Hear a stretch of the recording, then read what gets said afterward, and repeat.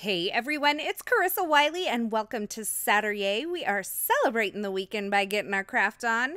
And this month we are celebrating Christmas in July. And I thought I would bring out a couple, or a few I guess, of my favorite Essentials by Ellen Christmas stamp set. This first one is called Tree Farm and it is by Brandy Kincaid, and I have always adored this little trailer.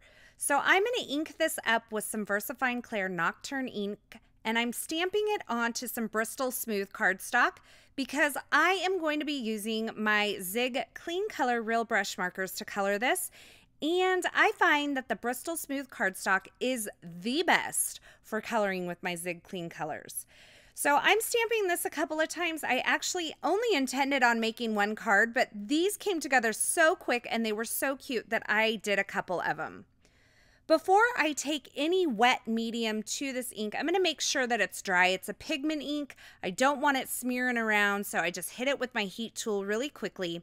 And now I'm coming in with my Zig Clean Color Real Brush markers, and I'm adding my darkest color just around the areas that I want to be the darkest. So happens to be around the outside and a little bit around the door. And then I'm coming in with a little bit lighter marker and I'm blending that out. Now these blend like so easily on this Bristol Smooth cardstock. You can see I have a piece of scratch paper there. If I'm picking up too much of the dark ink and I'm pulling it too far over into the image, I'll just kind of scribble the tip of that lighter marker off until I get a little bit of that dark ink off of the tip, and then I can continue to blend. Now, to make it more of a watercolor look, I'm coming in with a water brush now to finish blending all these colors into the center of my image. It is World Watercolor Month, and so I did want to choose something that was a little watercolory, but this is a very easy way to achieve a watercolor look. So I'm just continuing to blend this out with my water brush. And then I'm going to go in and add some light gray onto these kind of strips. I kind of imagine that they would be like that aluminum or stainless steel or whatever they make those trailers out of, those Airstream trailers. And so I kept it to kind of that light gray and I blended it out with my water brush. And because I didn't have a paper towel handy, I used my finger to pick up the extra color and water. Sometimes I just got to do things like that because it makes my life easier, and while I have a little ink on my fingers afterwards, I'm a happy girl, so it doesn't really matter. Now you can see I blended in some light grays and some dark grays and some blacks on the wheel and the inner part of the wheel or the hubcap there. And now I'm using the carmine red and the red to color in my door here. Now on this trailer here, you're going to notice that the colors are more intense because I used a dark marker, a light marker, and then the water. But for my other trailer that I'm getting ready to color here, I am going to keep it a little bit lighter. And how I'm going to do that is I'm going to skip that lighter marker. I'm just going to add a wee bit of the darkest marker in the areas that I want to be the darkest. And then I am using my water brush just to blend that out. This is going to give me a much softer look because I'm not adding as much ink to the cardstock. And it's also going to give me a really, a more watercolory look, I guess. So I'll just continue to do that. You can see I'm just working the color out. It's blending very easily. And I'm using a lot of the same colors on both of the trailers. But on this one, I decided to make the door pink instead of red. And so I'm using the light carmine color for that. And I will have all the colors that I use linked over at the coordinating blog post, so be sure to check that out if you're looking for a particular color. Now before I die cut these, I'm going to go ahead and heat set that. I just don't want the tape that I'm going to use to pull up any of that coloring. If the paper is wet, it has more of a chance of doing that. And you can see I am using some delicate surface painter's tape to hold my die in place while I run it through my die cut machine. And I'm using the Gemini Junior to die cut these. Once I get them all die cut out, I am going to start working on the card base.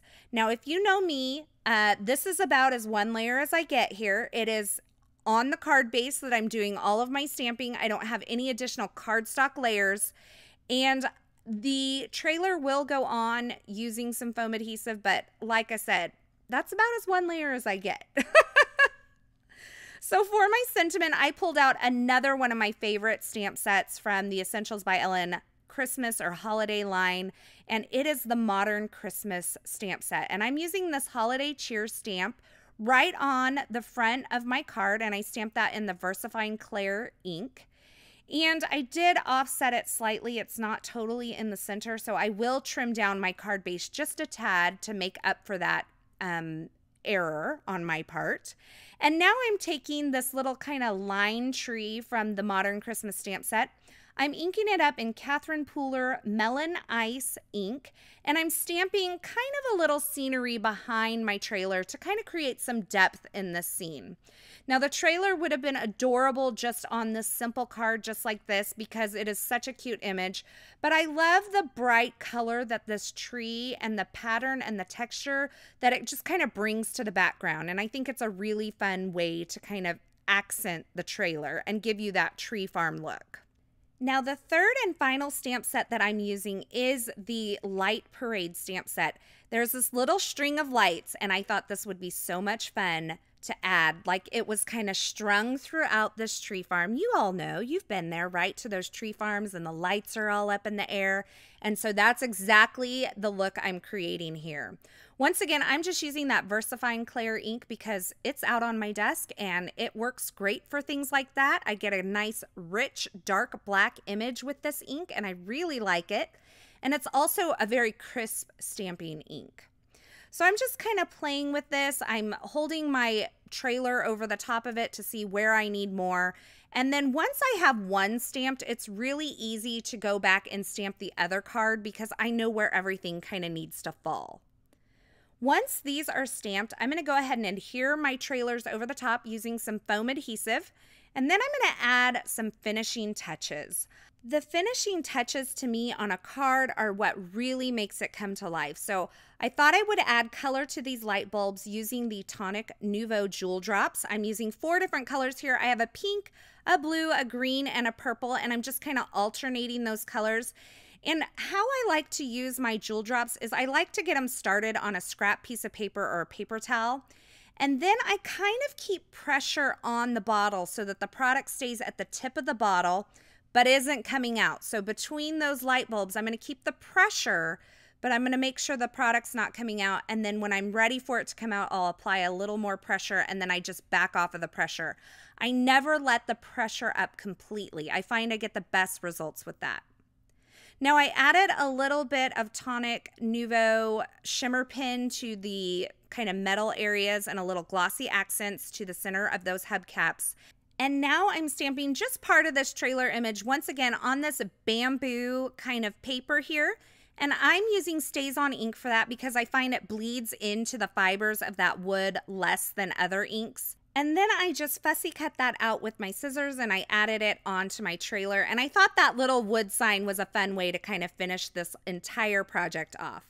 So there you have it, a couple of quick and easy Christmas in July cards featuring some of my favorite Essentials by Ellen Christmas or holiday stamp sets. I love the way these little lights turned out with those jewel drops over the top, and I cannot get over how adorable this trailer is.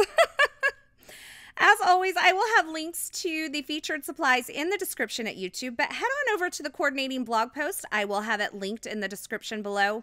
Over there, you'll find more still shots, more information, and a complete list of supplies. Thanks for stopping by today. Thanks for watching and hanging out with me. I hope you enjoyed this video. If you did, be sure to like this video and don't forget to subscribe to our channel so you don't miss any of our paper crafting and card making video tutorials. Have a Merry Christmas in July, a happy Satur-YAY, and until next time, I hope you have a fabulous day. Hey, thanks for sticking around to the very end. You know, if you've made it this far, you are my very favorite.